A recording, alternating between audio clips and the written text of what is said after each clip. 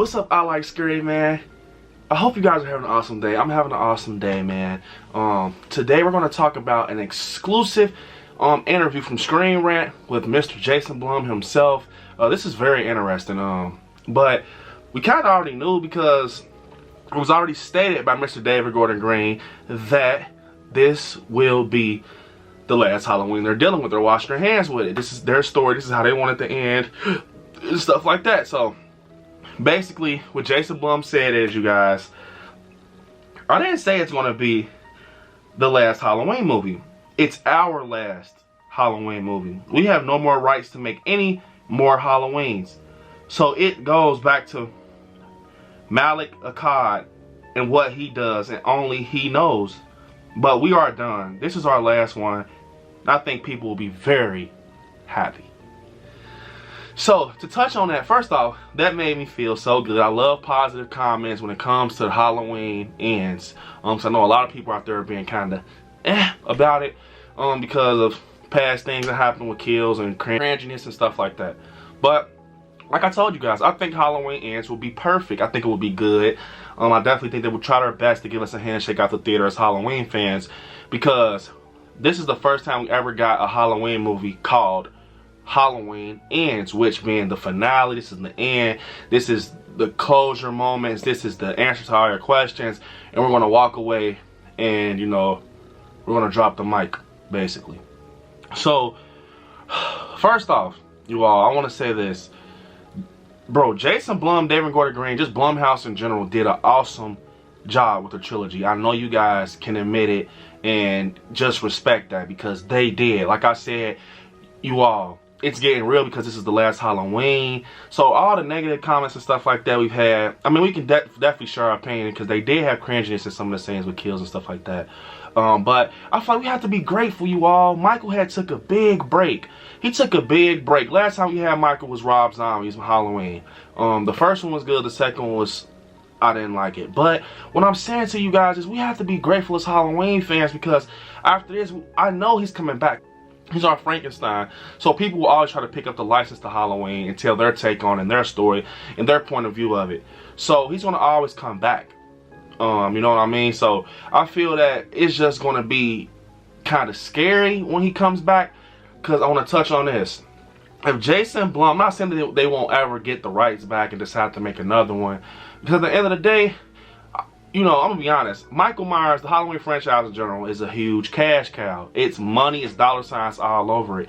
Because people are going to go see Michael Myers regardless. Anything his face is on, the story is on, they're going to see it. But, you know, Jason Blum and David Gordon Green not having their hands in it will be scary. And also, the man himself, Chris Nelson, you know, he plays a big part, I feel, that made the movie. He created the mask. No one got that mask on point like Chris Nelson.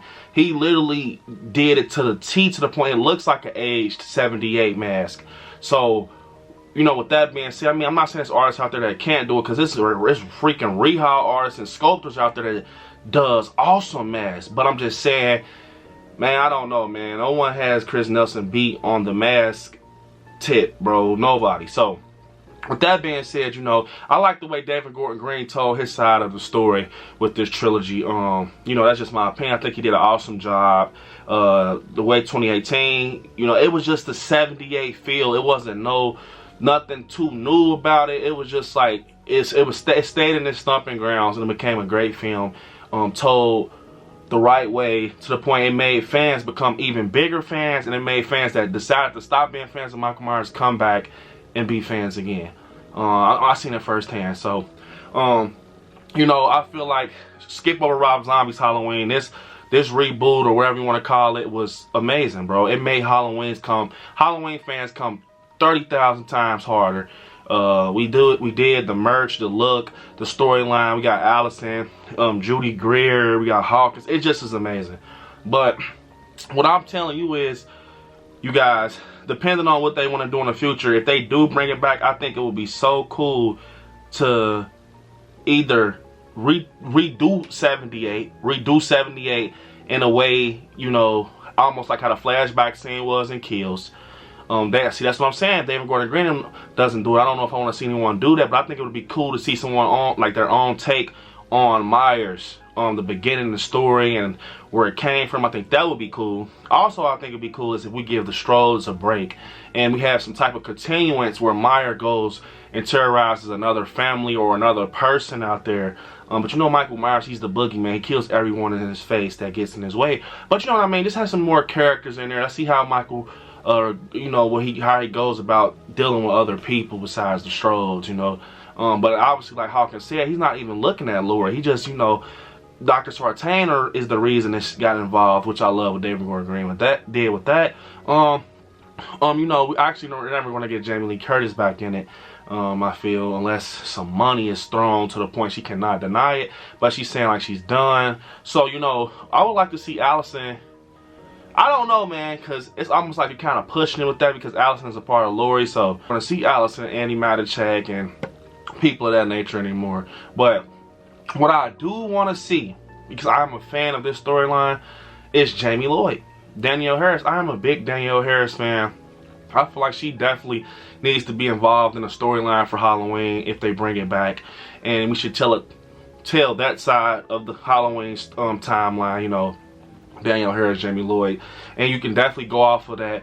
You know, Laurie Strode is dead because she is dead. You know, especially if she dies and ends. So you can do something like that. You know, a continuance like okay, I know they're two different timelines, so don't even think about the trilogy, but you can just, you know what I'm saying, in our mind, in our heart, she's dead for real, you know.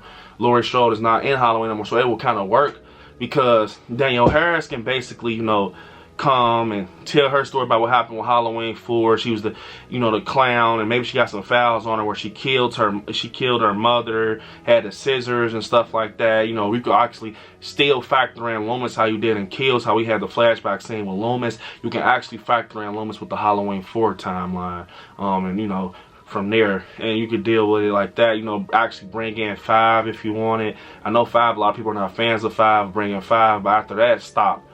Because then it will kind of start graduating to Halloween 6, Curse of Michael Myers. I like I like Myers in that. I like the gore, the blood, the way he was.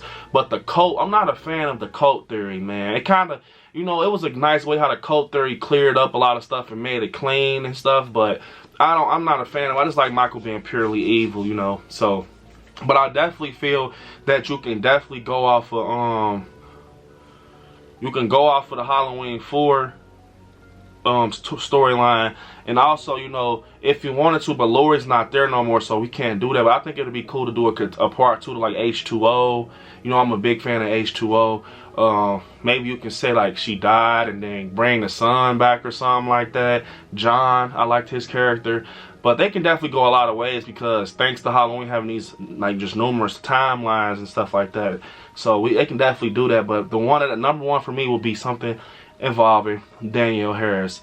But it's all up to Malik Akkad. You know, he's the man. You know, John Carpenter also. But it's just like, I feel that the license will definitely get picked up because everybody wants to talk about Michael Myers and tell their story on him, and what if he did this, what if he did that, what if it went this way, what if it went that way. But the main thing you gotta nail, man, is that Myers, that look, you know, the face of Michael Myers, you know, that look, the mask.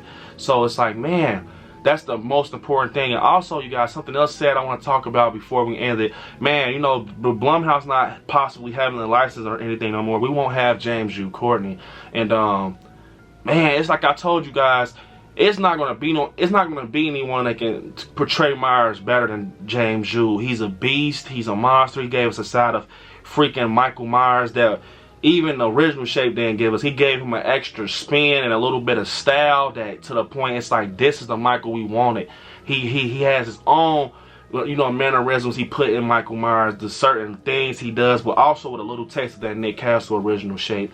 But the gruesomeness, the looks, the breathing, you know, the turns, it's just like, man, James Jude literally is my favorite Michael Myers. I said it, but I love Nick Castle also. It's almost like you want to put them both at the same level, but it's like if you had to pick one, I'm going with James Jude, man. He is the Michael Myers we wanted for years, and he's perfect. He's not like Tyler Mane or Rob Zombie. He's literally the 78, but he's upgraded a little bit, and it's out of this world crazy. His look, the way he handles things in Halloween, the way he kills certain ways and do this, and the walks, and the head tilts on point.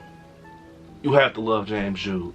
So that's going to be sad, man. I don't know who can actually do better than him. So obviously if someone picked the license up, they would have to bring in another Myers. So that person's trying to fill in James Jude's shoes. I hope you know what you're getting yourself into, man, because this man right here has maxed out Michael Myers, in my opinion. But you all comment down below what you guys think about this, the exclusive Screen Rant interview with Jason Blum. I can't wait. Hopefully in a few weeks we get that trailer released during Black Phone. I already got my tickets for Black Phone. Not because of Halloween ends, but because I think it's going to be a good movie. You got to love Ethan Hawke. But this is the end of the video, you guys. Definitely hit me up on my social media. I Like Scary on Instagram. I Like Scary77 on TikTok. Brandon Allen on Facebook. I Like Scary on Twitter. And don't forget, you guys can always become a member of the Patreon. Become a member and just get exclusive benefits and, you know, behind the scenes content, you name it. Also, right there where it says subscribe, click join to become a member. About my subscribers and just my supporters, I love you guys. You're no longer a freaking subscriber, you're a member, and welcome to the I Like Scary family. But with that being said, you guys, man, watch some horror movies and stay scary out there. Peace out. I love you all.